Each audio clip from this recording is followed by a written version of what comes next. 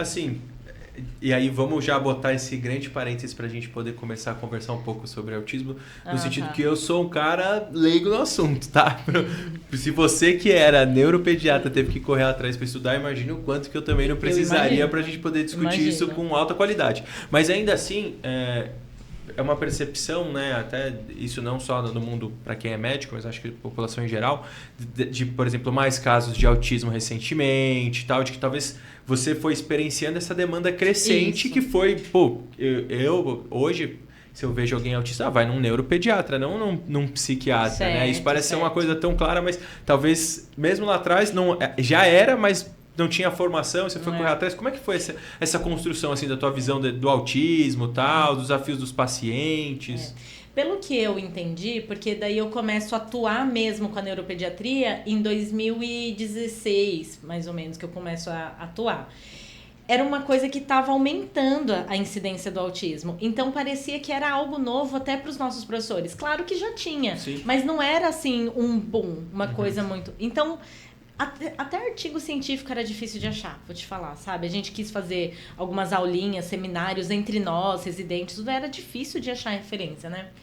Então, foi construindo o saber sobre o que é transtorno do espectro autista e tá bem justificado a grande confusão clínica, né, de subdiagnóstico ou de hiperdiagnósticos que é feito aí hoje em dia, né? Então, assim, não tá errado encaminhar para o neuropediatra, não tá errado. Eu falei da minha dificuldade em relação à residência. Sim. Mas quem teve a oportunidade, então, mesmo de não ter estudado lá atrás o autismo, a gente teve a oportunidade de estudar e se capacitar.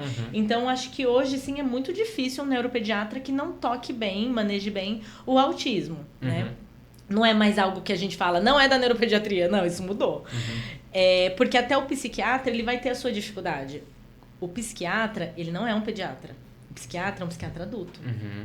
E da psiquiatria adulta, ele vai fazer psiquiatria infantil. E a criança não é um pequeno adulto. É outro universo. Então, eu entendo que quem é pediatra, quem manja da criança de desenvolvimento típico, é muito mais fácil entender o que é atípico. Então, foi essa questão. Peraí, eu preciso estudar o que é isso. Pronto, acabou. Foi difícil, foi uma construção, mas deu tudo certo, né? E aí...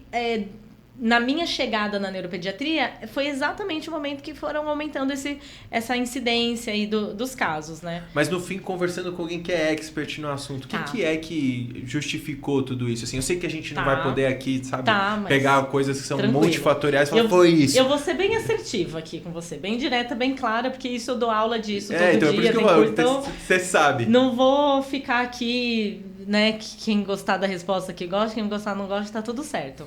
A verdade é que casos mais leves lá atrás não foram diagnosticados, tá bom? Então, assim, se seu avô tinha, se o seu pai já não foi diagnosticado. É muito mais prevalente no sexo masculino, mas também no feminino. E é extremamente difícil diagnosticar uma mulher adulta com autismo. Assim, é muito difícil. Imagina. Porque o mascaramento social... Então, imagina aquela mulher que...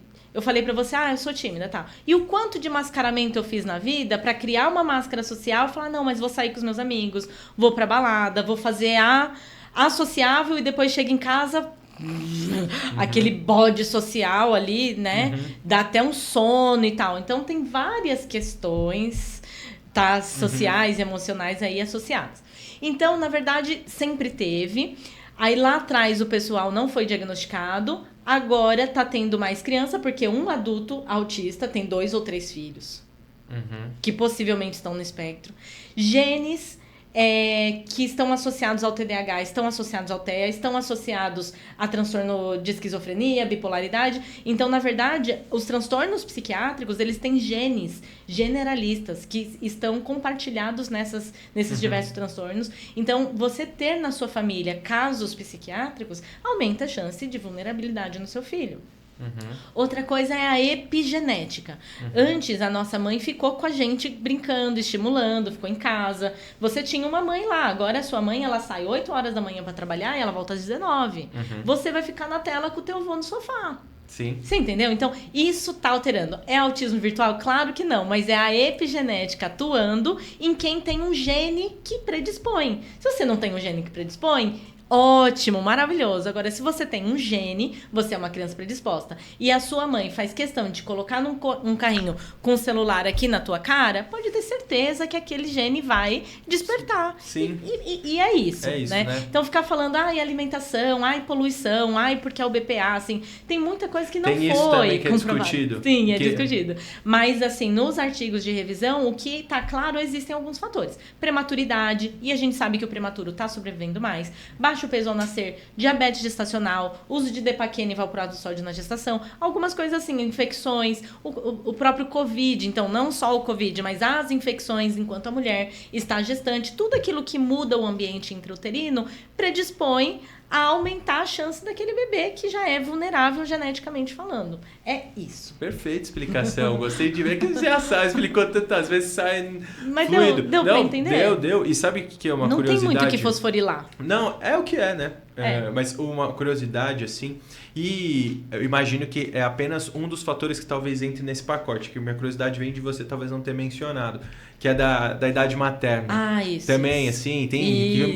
Isso aparece muito na grande mídia, né? Da idade materna, dos suplementos e tal. Isso. Então, veja, eu sou uma mulher de 38 anos...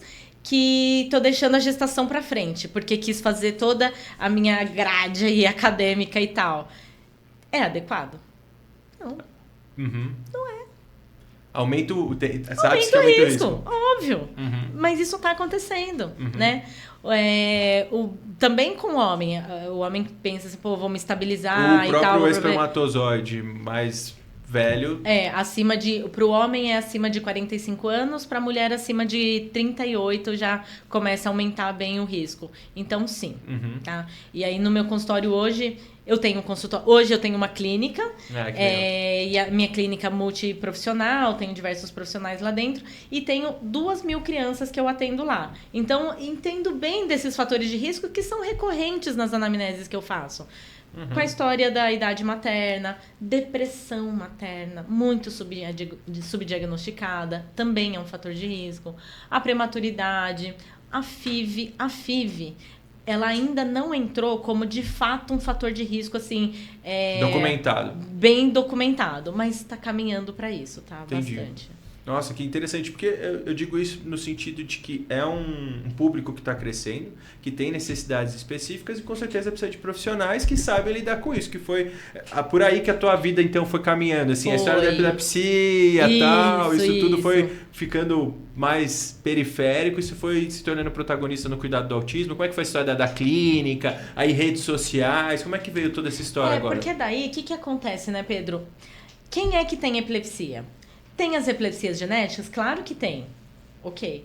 Mas a maioria das epilepsias são estruturais, ou seja, vem de uma lesão cerebral.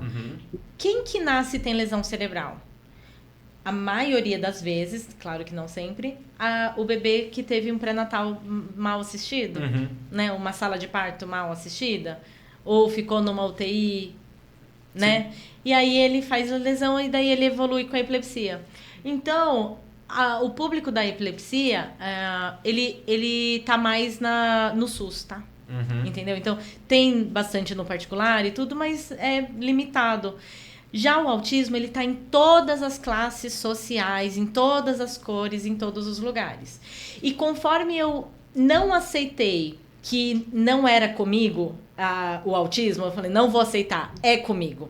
Eu vou cuidar do autista. Eu não vou mais encaminhar o autista e eu vou cuidar bem desse cara. Esse cara tá sendo mal assistido por todo mundo. Porque eu encaminho ele pro psiquiatra, ele volta com 3 miligramas de risperidona pra mim chapado aqui dentro. Então, não. Que não é o cuidar, né? Não é o cuidar. Então, não vai dar. Você botar o sintoma ali embaixo, deixa... Isso, murchinho. Perfeito. Então, eu ficava muito frustrada com isso também. Então, peraí. Eu não cuido, eu encaminho pra alguém que não cuida, volta pra mim e fala, não.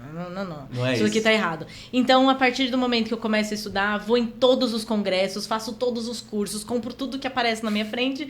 E aí eu falei, não, agora eu sei o que é autismo, eu sei cuidar de autismo. E olha, eu aprendo todo dia, tá? Cada criança, cada família, às vezes locais diferentes do Brasil, do mundo, né? Atendo bastante gente lá de fora, você tem um insight diferente de tratamento, de olhar, tudo. Então é bastante coisa. Então, sim, eu sou uma epileptóloga, tá? Mas o meu público predominantemente são os transtornos do neurodesenvolvimento, não só o autismo, mas os transtornos comportamentais da infância. Porque, claro, uma mãe que tá com uma criança agressiva, ela não quer marcar o psiquiatra. Ela poderia, ela deveria, mas ela vai primeiro no neuropediatra.